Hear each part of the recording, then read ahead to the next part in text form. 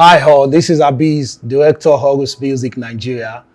I'm really excited to be in front of you today, bringing to you our workshop, the very first one, which is tagged Digital Music Trade Application of Local Law.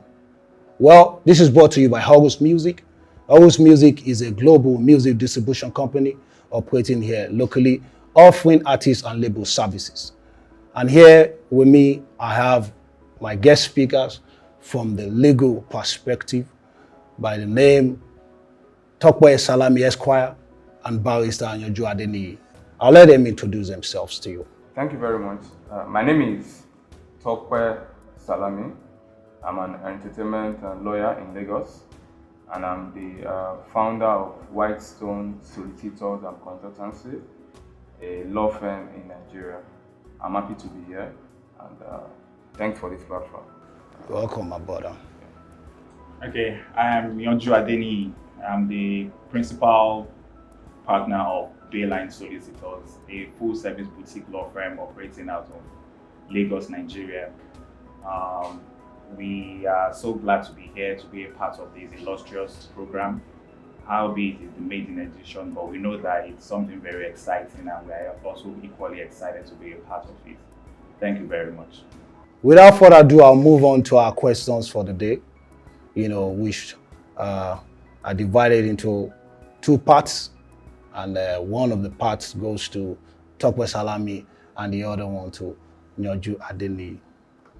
So to start with, let me go first with you, Tope Salami. Very well, that's Yeah.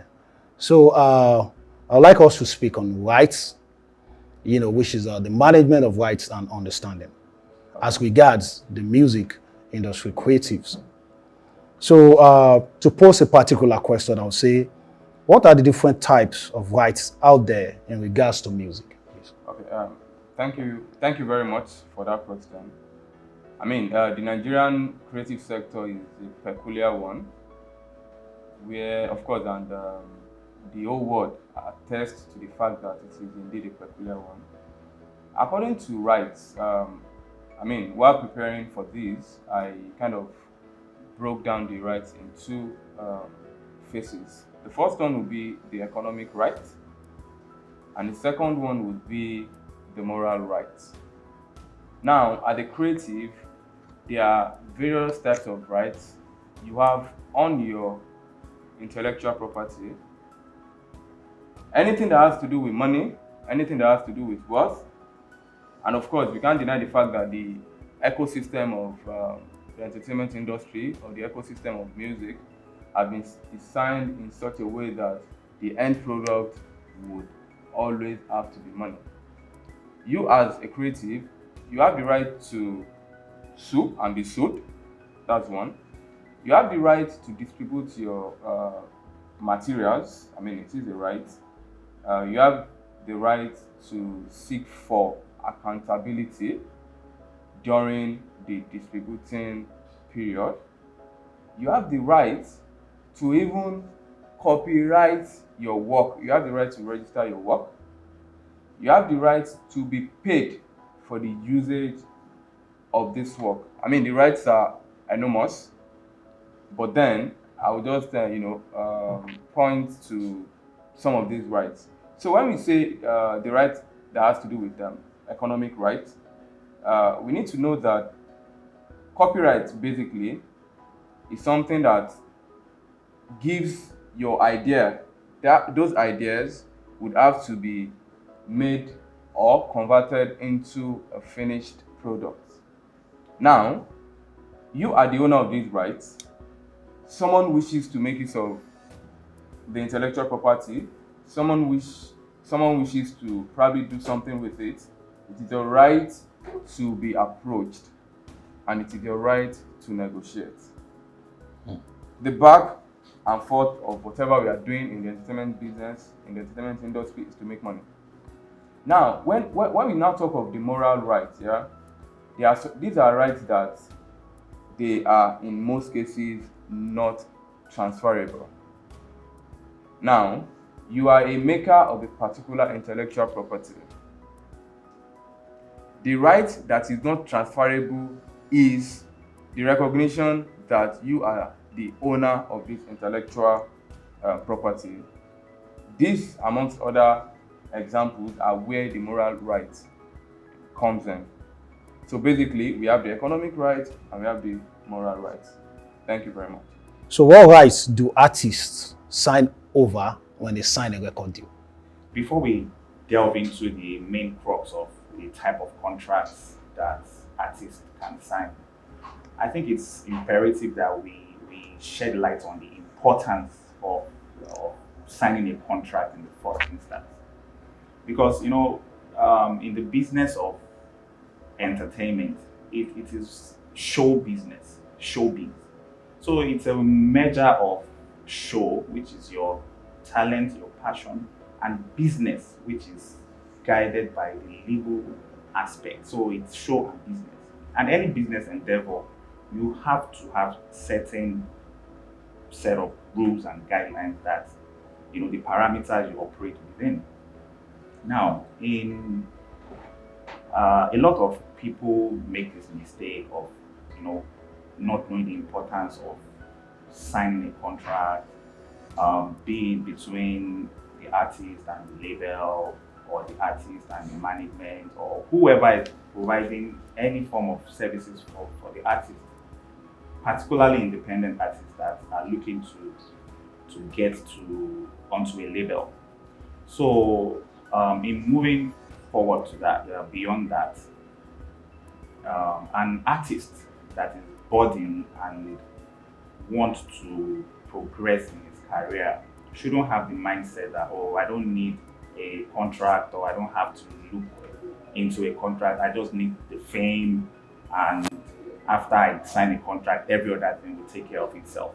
That is a very wrong mindset in the first place. So moving forward, I will restrict, because you can sign a wide array of contracts depending on how detailed and how robust your activities are. But in keeping it brief, an artist will always come across having a recording contract. That's a recording deal. This is where an artist approaches a label, or a label approaches an artist, for the artist to come onto the label to express its creative side and produce materials which is going to be sponsored by the label in return for a part payment or a part fee that is going to go to the label. That is simplifying it. So there's a record deal that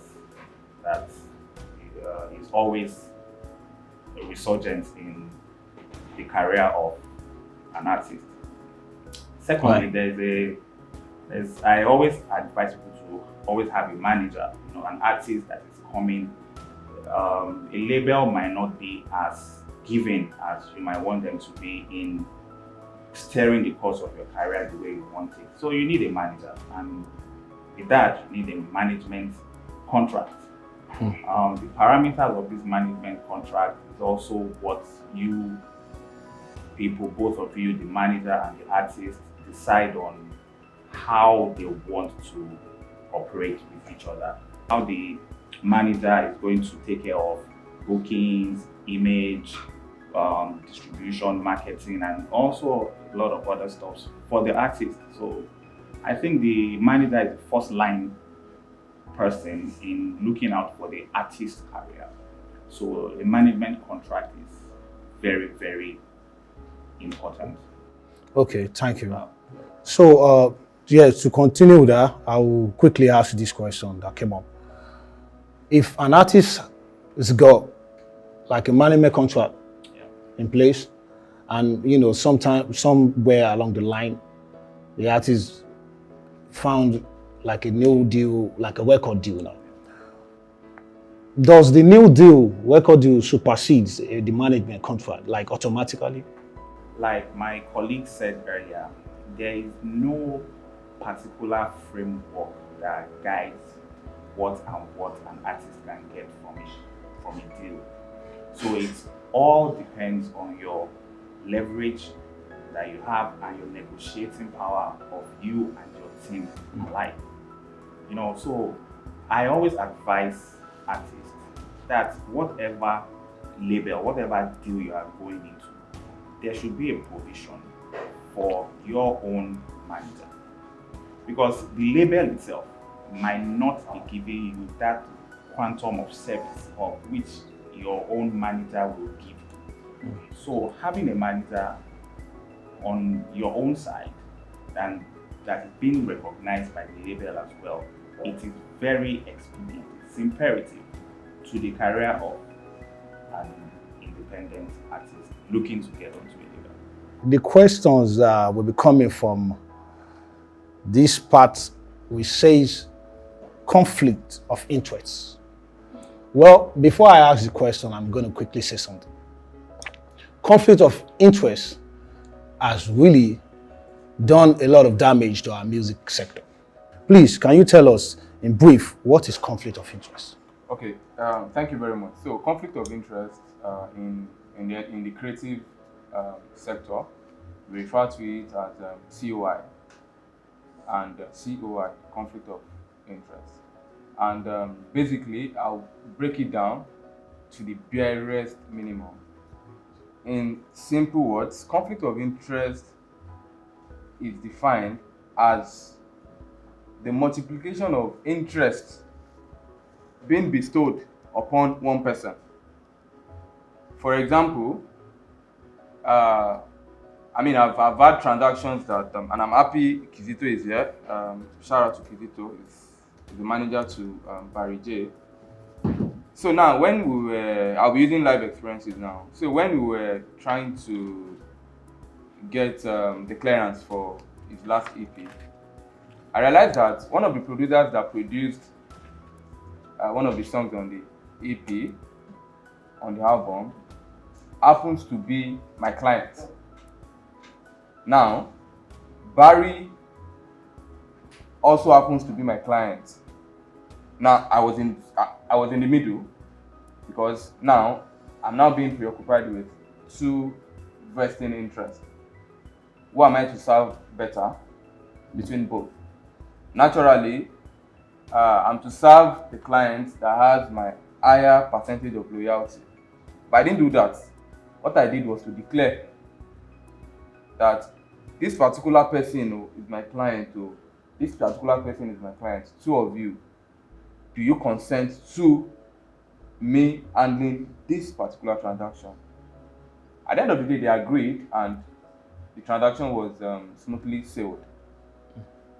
Now, conflict of interest is so rampant in the industry, and it's been killing so many vibes in the industry because most of our people are not professional. I mean, nothing stops me from working for two clients, in as much as I have fully declared to them. Not only has it killed the artist-producer relationship, it has even killed the artist-label relationships. Because you will see some lawyers representing the label and the artist. The same lawyer would be the one that must have reviewed the contracts for the artist. The same lawyer might be the one that must have drafted the same contract for the label. The point is, where do you tilt towards? And that is where professionalism comes into play. You don't need to be biased, declare it if they are comfortable, fine. And this same conflict of interest currently is affecting us in the distribution space, in the distribution ecosystem. Now, would you believe that what YouTube, for example, what they pay us here in Nigeria, what they pay our creatives, is quite different from what they pay creatives in Tanzania. It's quite different from what they pay creatives in the United States of America.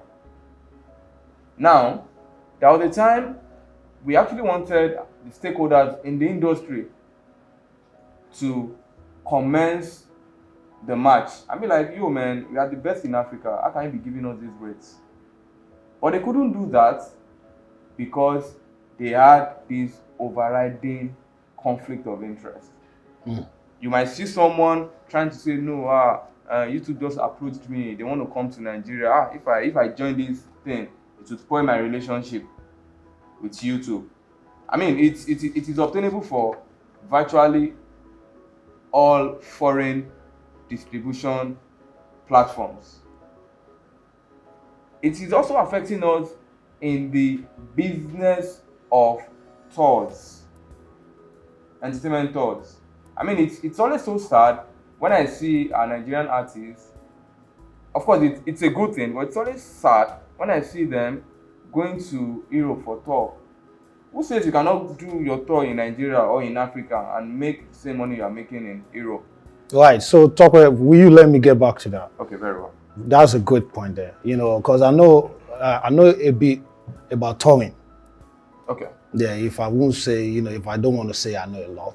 Okay. About touring, and I know how much touring is, especially the sync publishing that is tied to it, royalty. So we'll get to that. So I'll quickly just move over to Barrister Yanju, and in line with what he was saying, I would ask, what is a fair percentage in a contract? Like, what's the fair deal? Like, you have this kind of measurement. So please, what do you consider as a fair percentage in the contract that an artist can, come across? Okay, thank you very much. We broached the topic of what an artist brings to the table vis-a-vis in a label settings, what is fair or what should go to an artist or what should go to the label. So you can't isolate fairness from what each party is bringing to the table. For example, there are some artists that they've cultivated organic followership through social media, and they raised money to shoot some music videos. They've marketed themselves, they've promoted their material, and they are known to an extent. What is going to be fair to that kind of individual is going to be different from an artist who just has the talent but hasn't done anything by way of exposure. So he doesn't have like thousands of followers. It doesn't have airtime exposure, airplay on radio. It doesn't have followership and marketing and promotion, so to speak. It doesn't have all that. So that kind of person will, the spirit of fairness will be getting something lower than someone that has brought a lot to the table. Now, in a recording deal scenario, people push labels that do almost everything from your promotion to your music videos to your merchandise to everything. 360. They push for a 360 deal, which I personally do not really subscribe to, because I think it hinders an artist's development. But that is another story for another day. Now, in a publishing and distribution deal scenario whereby an artist has other rights over the platform which he's distributing his material, I think, because this is separate from a label deal now, if the label does not have the publishing rights to your material, then in that scenario, I would say the 20% is something that sounds fair as a general practice in the industry. It goes lower, but since an artist is, it is not your traditional record deal space where you are getting other sources of income or other forms of remuneration from. It's publishing, it's another stream of income for you. So when we say publishing, this is when a company puts your songs or your materials out there, to have global exposure, for its usage. The topic of this workshop is digital Music trade. So that publishing side is something very huge. Yes, we'll makes explore later. Artists have a global audience, which is why they should have a global income. Right. So to reiterate my answer, I think 20% is a fair industry. Well, I'll agree. Being a music distributor and a marketer, in the digital music space, I'll agree that 20% is fair. I've seen people like they distribute for artists and they take 50%. So, then I say, oh man, that should be a label deal. Like if any distributor out there is actually taking 50%, well, maybe they're investing a lot. They're putting money into your production and all. If they're not doing that, 20% is fair. Very fair. So in line with what you said about publishing, because he was speaking about rights initially. I would like to ask you, because this workshop, there's a keyword there, local. There's a word there, local. Yeah. The only thing that, makes it like, peculiar to our space here is the word local. Yes. So please, can you give a general overview, very swift answer, on how copyright works? Okay, thank you very much. The major legislation in Nigeria with respect to music will be the Copyright Act. I'm sad that to date, the government has not woken up or woken from its slumber.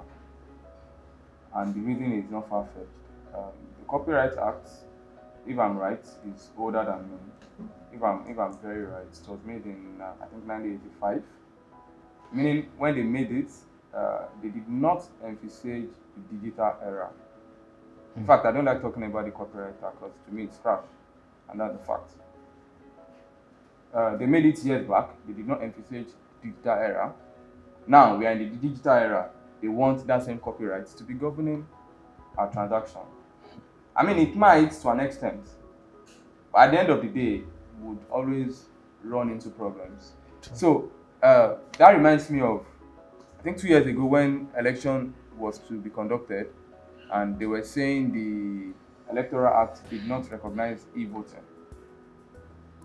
So now, what I think basically will be that Section 6 of the Copyright Act recognizes work of this nature.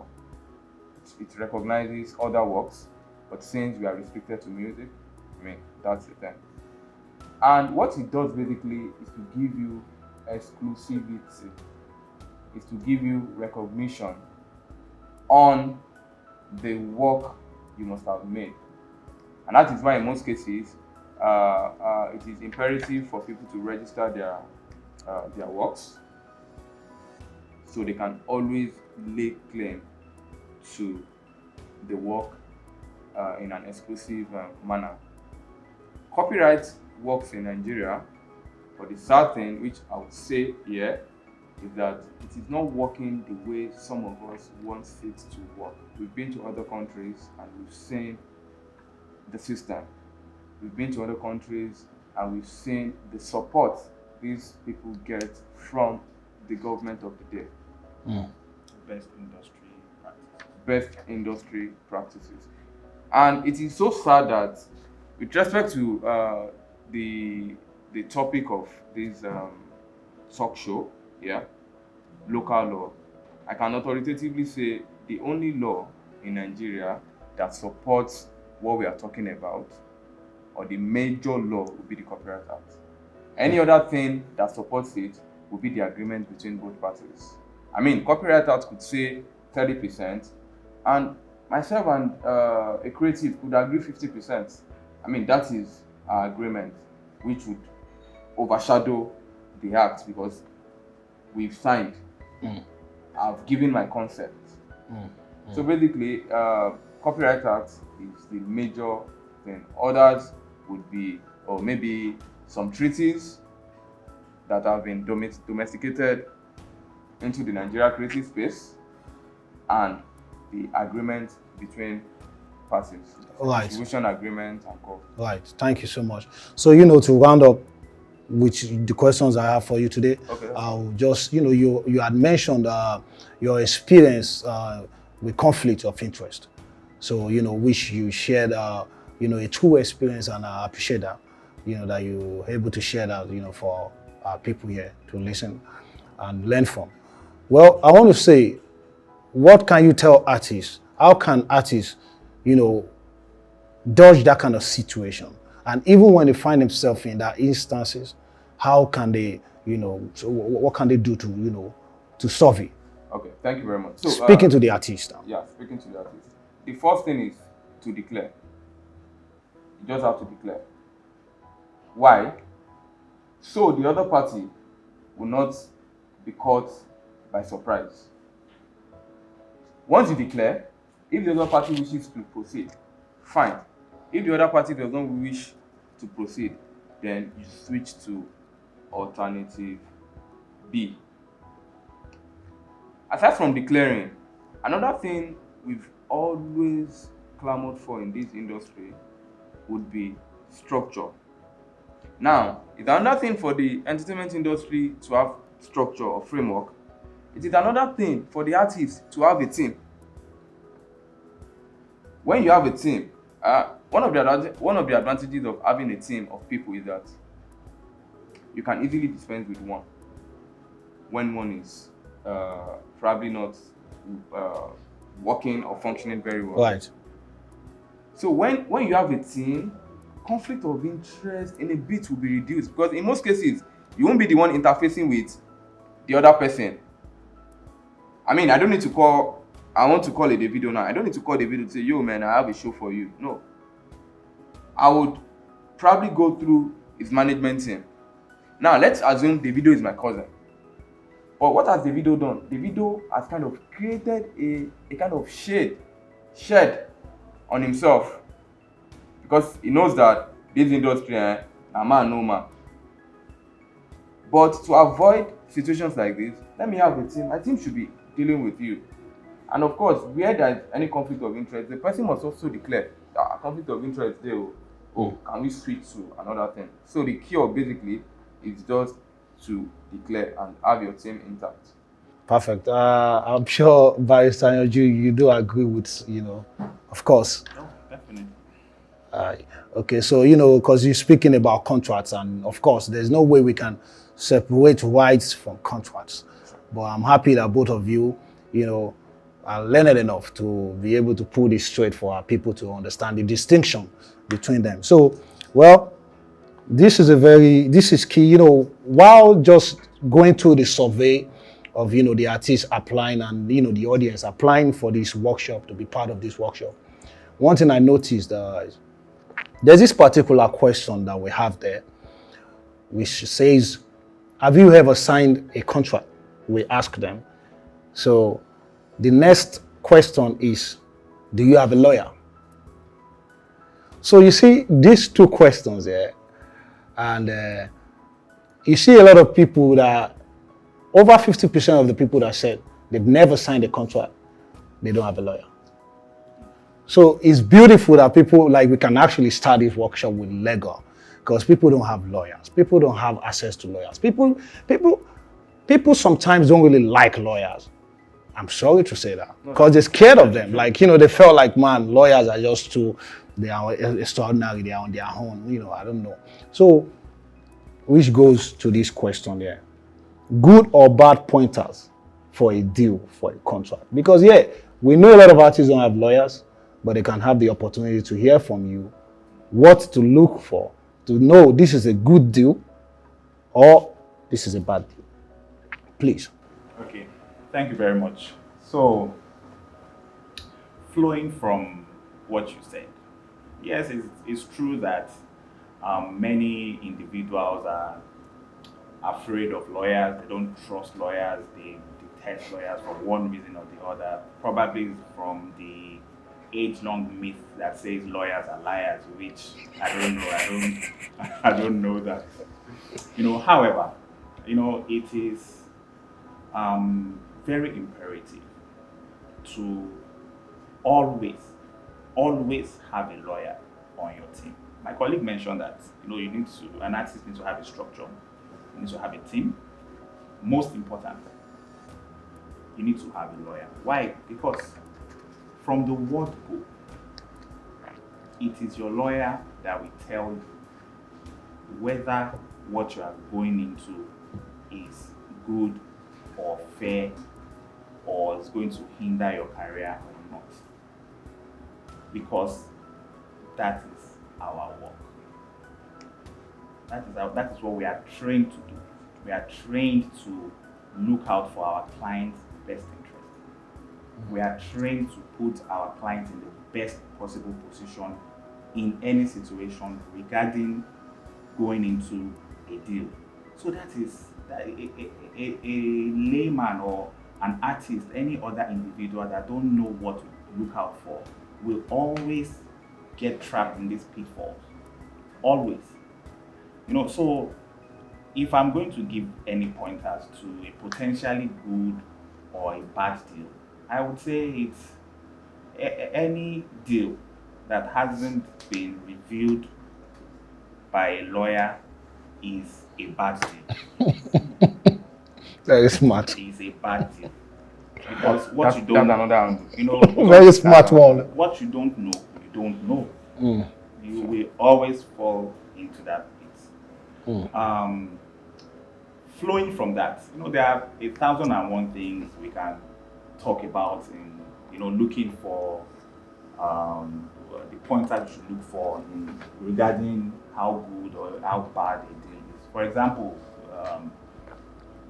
if we are restricting ourselves to young up-and-coming artists in this digital age, I don't think the tenure, the term of the contract you are signing is very important.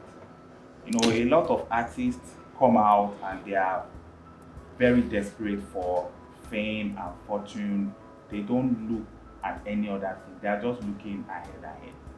And they bring a dead in the water agreement for them to sign that is not clear, that doesn't say anything, that is not in the best interest of the artist. And they just sign. Why? Because they've been given an upfront and they are guaranteed that, you will get this, you will get that. Temporary comfort, and they get carried away for 10 years, for 8 years.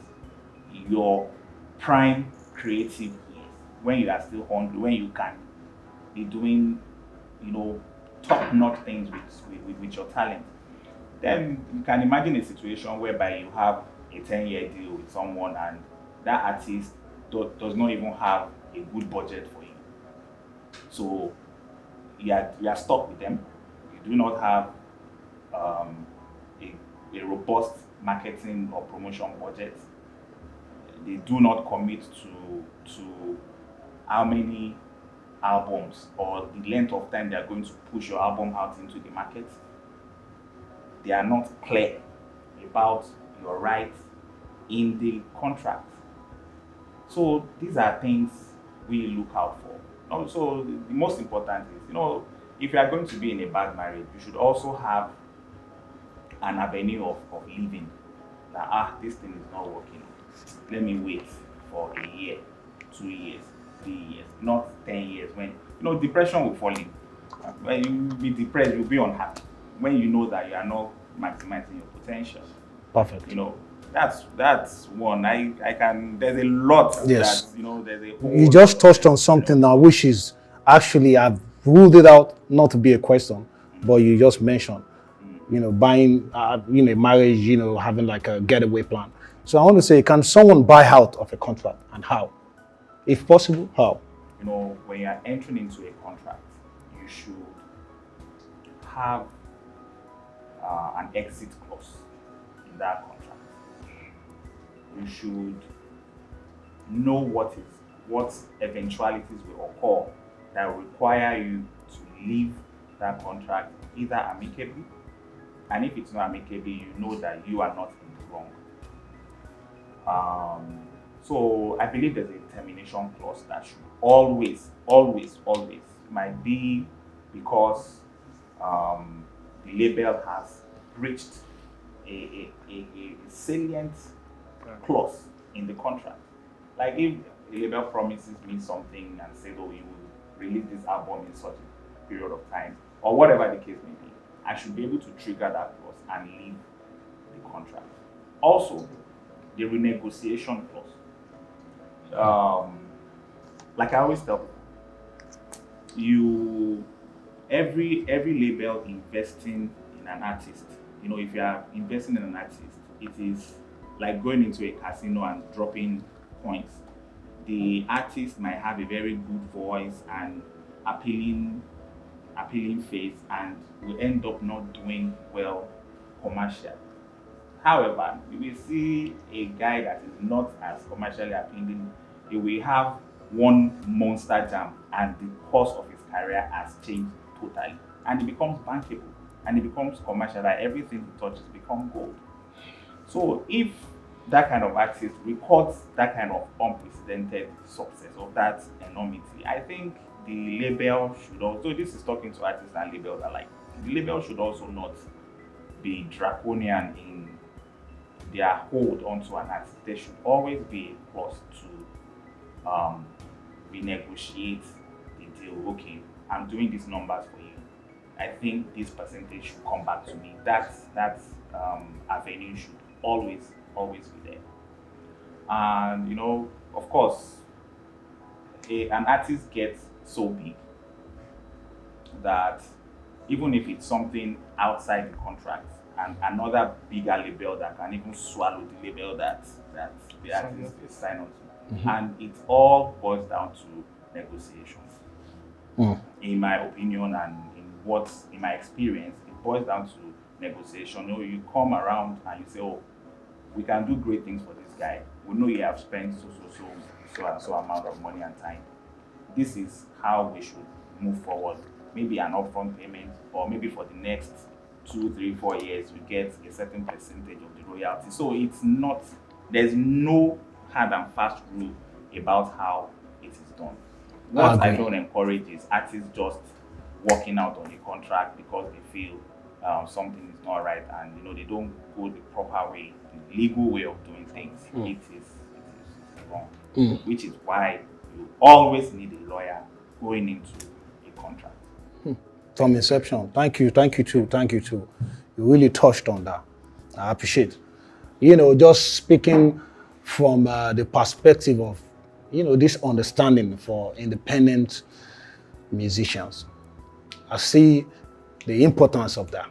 You can't just walk out of a deal because you walked in wrongly. You have to take the blame. So if you want to walk into a deal, you need a lawyer. Facts. So, before I pass on to this final question, which you both share, I want to hear your perspective or your, on the particular question. Okay.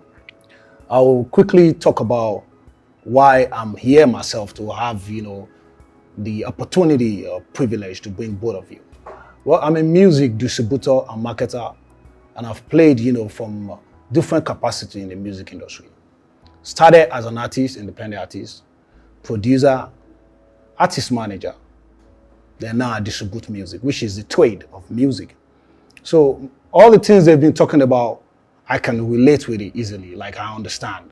I've had these experiences, one way or the other.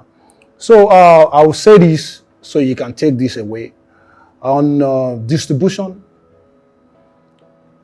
one of the bad pointers of a bad deal in distribution would be,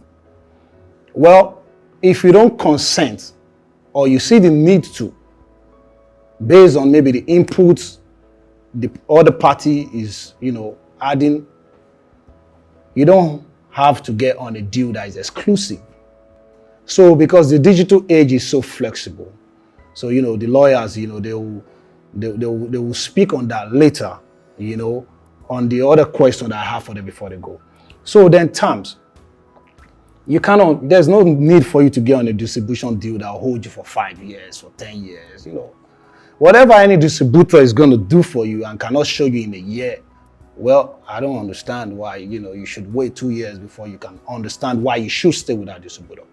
So for us, Horus Music, 1 year deal or more. So you can, you know, we negotiate, like you said, but 1 year. You see what I'm saying? So then percentage. If a distributor is taking 50% from you and the distributor is not investing, you know, extra, other than, you know, services, distribution services or marketing services that is distribution related. If it's something that, you know, they're paying for production and all, that's a record label. So some distributors are out there, I'm telling you, I don't want to mention names, they are labels, they are not distributors. You can hear, that distributor is doing big for that artist, for that label, they're putting money behind their videos. Bro, they are not distributors. Those company that you think they're doing big things for the artists, they are labels. They've signed a deal with them, a record deal, so they can take 50%, whatever. But for a distribution deal, 20% is ideal. Then ownership. Well, this digital age, independence, everybody is pushing independence. Ownership. Nobody needs to own your masters with you, my boy. Like our barrister here said earlier, you have, he likes to negotiate the best for the artist, and he's seen situation whereby the artist own like the masters. So if you can negotiate that, so like we also Horus Music, we don't want to share your ownership. Why? We don't want to share your ownership. You own all your masters. So I'll leave all that conversation, you know, for later. You see what I'm saying? So now this is the question I have here before you go, please. You know, I said the essence for, you know, this whole workshop, why is important to us and, you know, to the people that are part of it, is the word local. Okay. You know, people like to say, you know, I'm on an international deal. The record label just signed me on the international deal. I'm international standard and all. And for me, just speaking from my own small understanding, you know, because I'm, you know, you guys are legal practitioners. International deal, is it applicable here? Like, you know, this is a local place. Like when you hear, you're local. You understand something? Like local laws, you know, things that are applicable to us should be something local. So what I'm saying now, to put in perspective, would be, is there a particular clause in our contracts in Nigeria that is different from the contracts in America or in the UK? So, and if they are, can you point at those? And do you advise that there has to be a clause in a contract that you sign here in Nigeria that should show that is local law? So, firstly, we need to understand one thing. Our artists are going international. Our artists are signing foreign deals, foreign distribution deals. I mean, I've got producers doing 60k euro, 100k euro on a publishing deal, and I've got artists, you know, doing more than that. So that is an international deal coming into the local level. I mean, most of the international labels are trying to find their way into Nigeria than to other African countries. Now, with respect to what he said, I mean, just like he said, the contract is a product of my discussion with the other party. For contracts made in Nigeria recognize the local laws.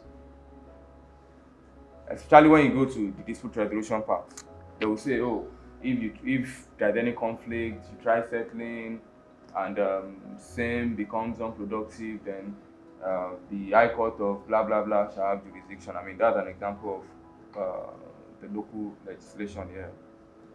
Most of these foreign contracts, most of these foreign deals, they don't give recognition to our own local laws. They would rather make use of their own. And in most cases, they will say, oh, where conflict arises, let's say the headquarters is in UK, they will say the UK law, the UK courts or the UK law, would have, the UK court will have jurisdiction on this matter. So both are interwoven.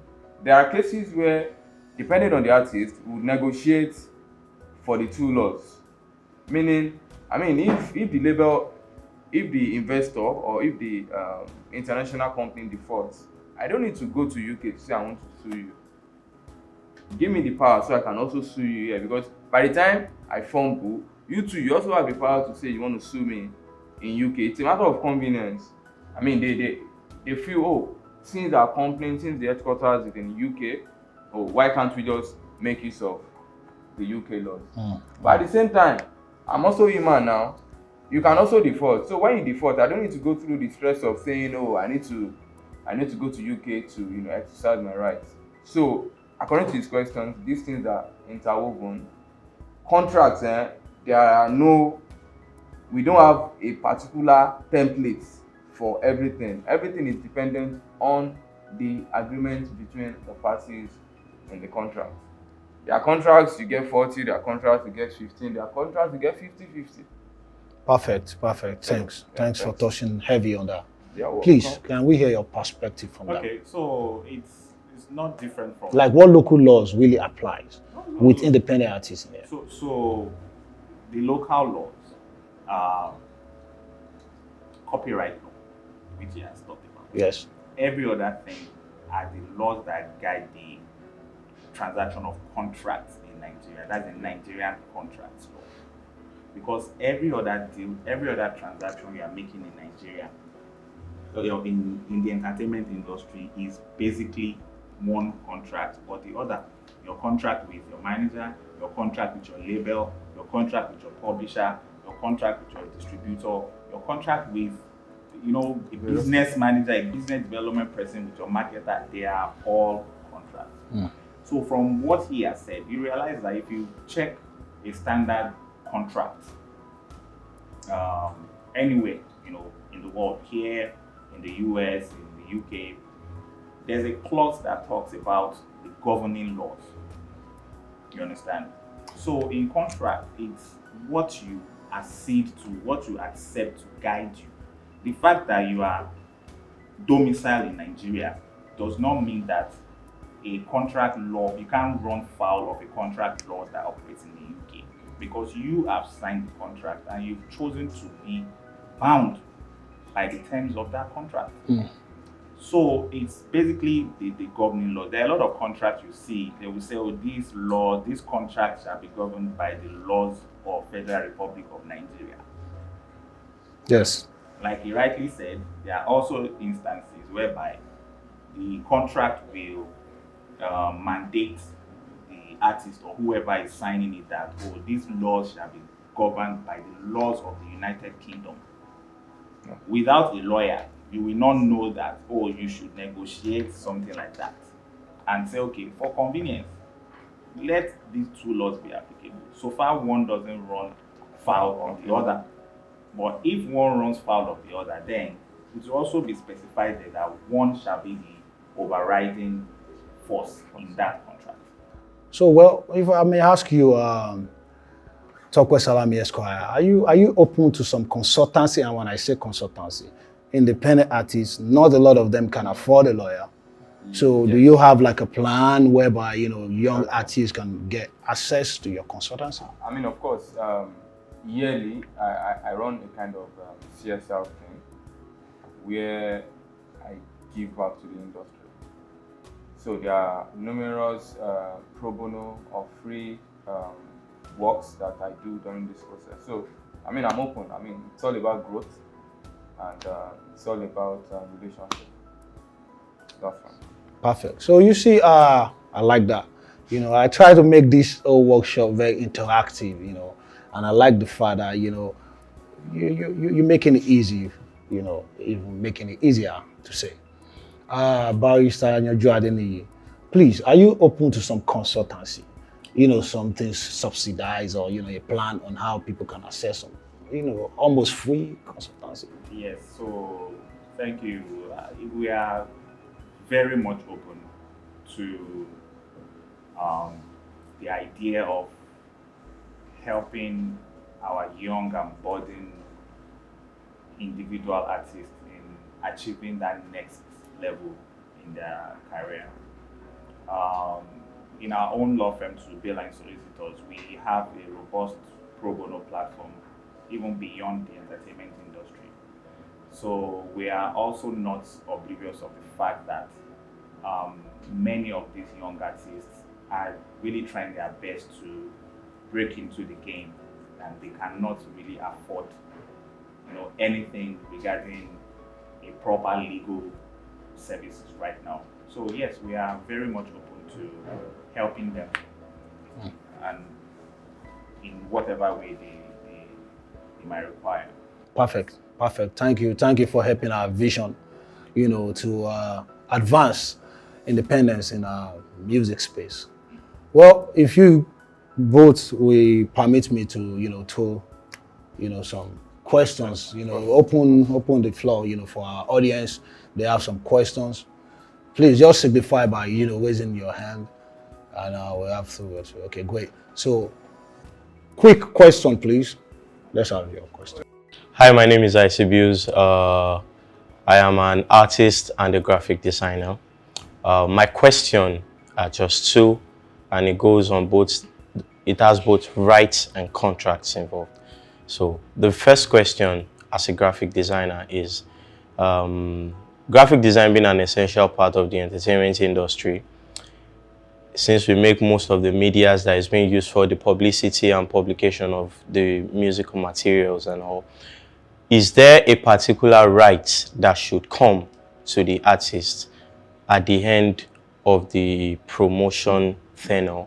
And for the contract, is there a particular contract an artist should sign with the graphic designer, or a label should sign with the graphic designer for doing a particular project with them? That's one. And secondly, as an artist, especially independent artists, most of the times we engage in the act of downloading instrumentals online from random producers and using them in our projects, and later we put them up for commercial purposes. Some of these instrumentals are being stated on there as free, some are not.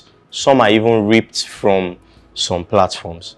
So is there a particular right guiding the usage of these materials so as not to cause issues or a conflict of interest later on during the promotion of the song?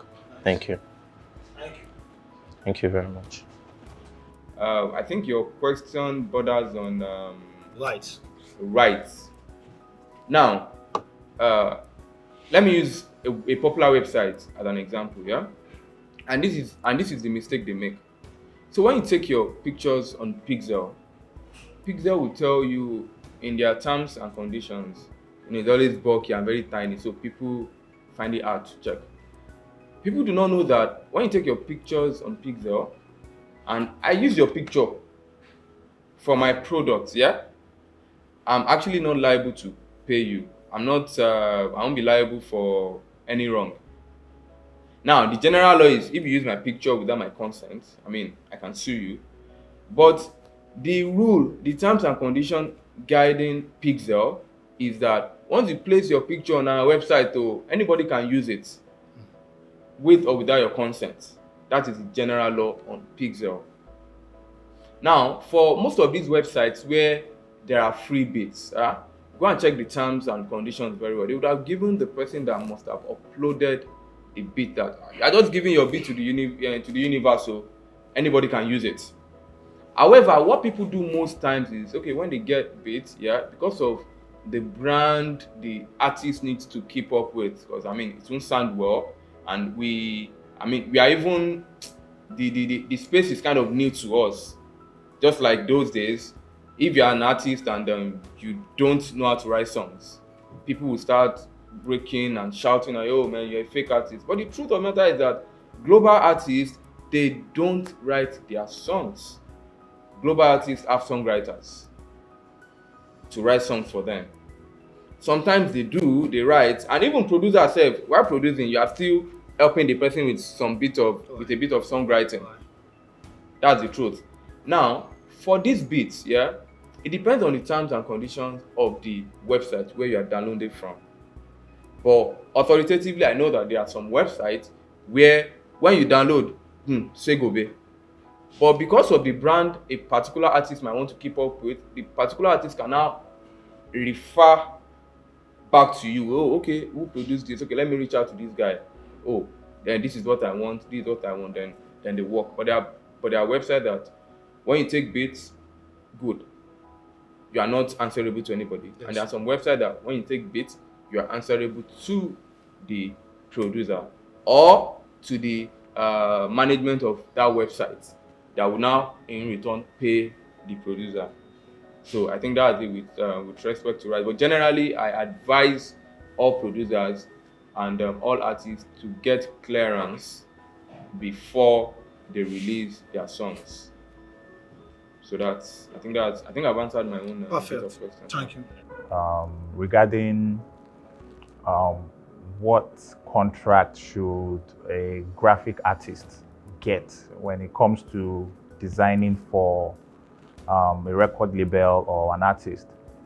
So, the services that a graphic artist offers a label or an independent artist is more of a paid services in nature. There is no need for any form of contract.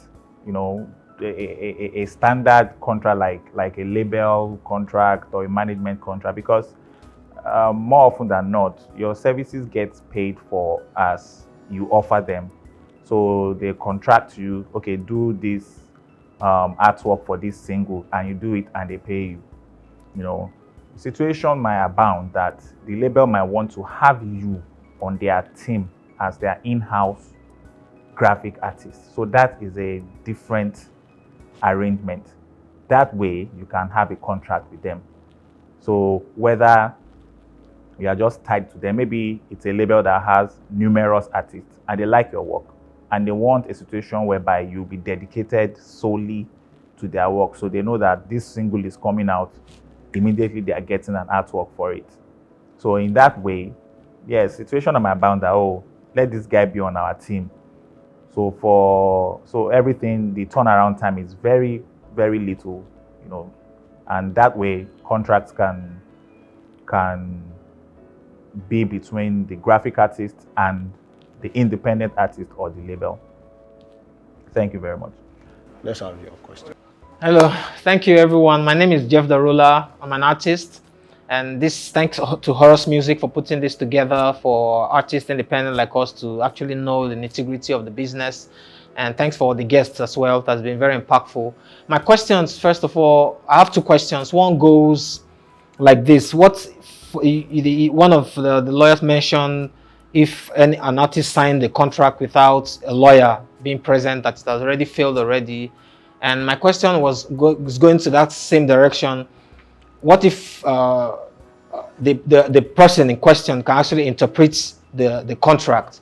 I've had a case where a friend, I told him to interpret a contract for me, and he said, "Don't you know English? Go and look for dictionary and interpret it." Because he was saying usually most times contracts are used, some English are used to distract people who mostly are not aware or are not learned or don't know those words, English words. So that's where lawyers come in to help you break them down.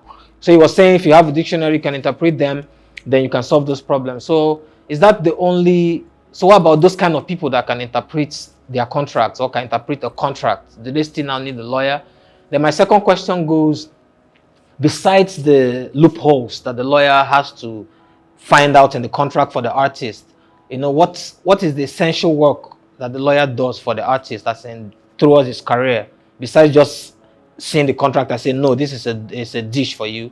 What's extra? What's the more value? In a nutshell, I would say, can the lawyer do for the artist besides that? Thank you. That's my question. Yes, English is the tool of our trade. in law. You know, like words is a tool of our trade. But you understanding the English, you understanding what they are saying, does not mean you understand its application. You understand what I'm saying? So you might understand what they said, oh, if this happens, this. Yeah, you understand the English. You understand the technical jargons. But do you understand its real application? Do you understand what is going to happen in the event? There are some things that, you know, it's an unsaid thing. Like I said, now there are some laws that are guiding the contract. So they won't spell it there. There are some instances that they won't spell it there that, oh, if you don't do this, this is what is going to happen. But a lawyer will know that. You understand? So it's a misconception that people make. It's a legal document.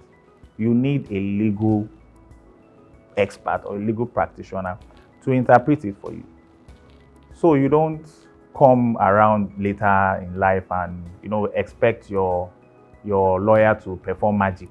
Well, going into contract, a lot of people feel, oh, I don't need a lawyer at this time. That it's only when everything has scattered, when there is a need to fight, that is when we need a lawyer, which is not so. There are some lawyers that our business is to avoid fight in the first place. And how will we do that? We make sure that you going into this contract, there is no room for fight. Everything is clear. There's clarity of the rights of an obligation of every parties involved in that particular contract. You know, so yes, you might understand the English, but the application of the laws or the pertinent laws that are contained in that document is a totally different ball game, which is a pitfall that you might find yourself in if you do not engage a legal practitioner. You know, thank you. So your second question regarding, apart from highlighting or noticing the loopholes in a contract, that what else does an artist need a legal expert for? So, you know, it's numerous, but I will just highlight some for you. Number one, I might, me highlighting or noticing some loopholes for you is totally different from negotiating what is fair on your behalf. How do I do that? I bring my own skills in, my understanding of your situation, my understanding of the application of the law, my understanding of the industry as regards what you are negotiating. I bring that to the table as a lawyer for you, you know. Furthermore, why do contracts get drawn is because there might be an eventuality of default. You know, we might have an agreement, we'll talk, even before anything is reduced to writing. We'll first have what we call meeting of the minds. We need to understand each other. Okay, this is what you want, this is what I want. Then we reduce it to writing and we sign, which creates an evidence of our agreement together. So in the event that you default, how are you going to enforce your right under the contract? You need a lawyer. You need a lawyer to say, okay, to highlight the next steps for you. That, okay, this is what we have to do. This person has defaulted, you know, he has done something wrong under the provisions of this contract. So you need to take 1, 2, 3 steps. You understand? Furthermore, you also renegotiate your contract, apart from the first one. At times, you might want to change the terms. That, okay, this has happened. This is what we said we have to do if this happens, you know. So there are a lot of things, you know, that guidance, you cannot put a premium on the guidance that a legal expert gives you as an independent artist. You know, thank you very much. I hope I've answered your question. Thank you very much.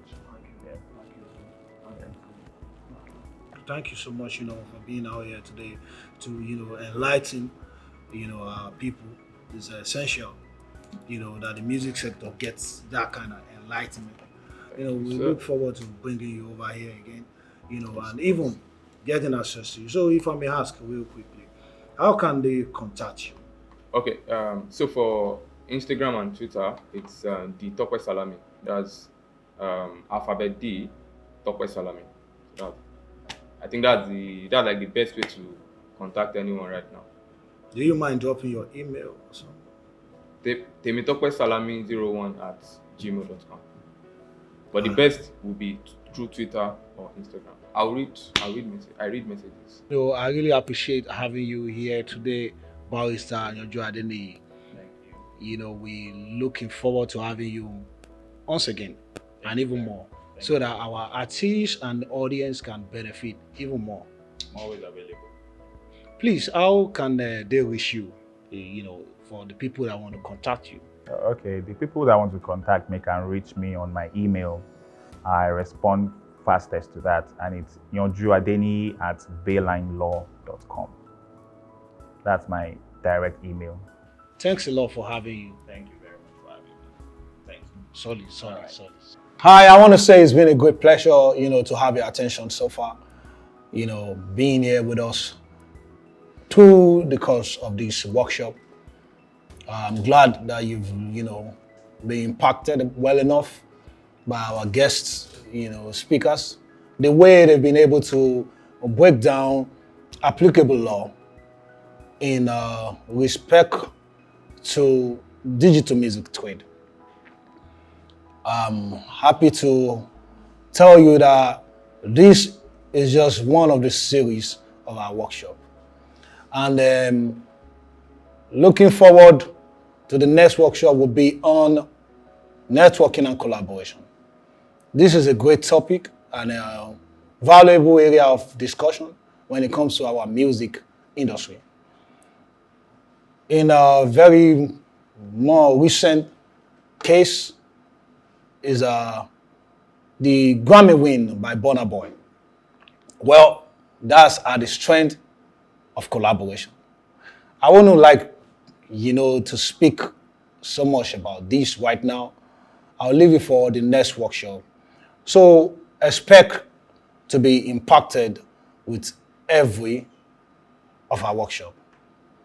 Now, this workshop is brought to you by Horus Music Nigeria, which is a venture of Horus Music, global music distribution company based in the UK.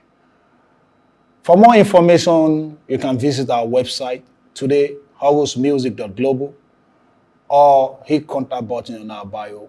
My name is Abisoye Obayan, and I'm proud and happy to be your host.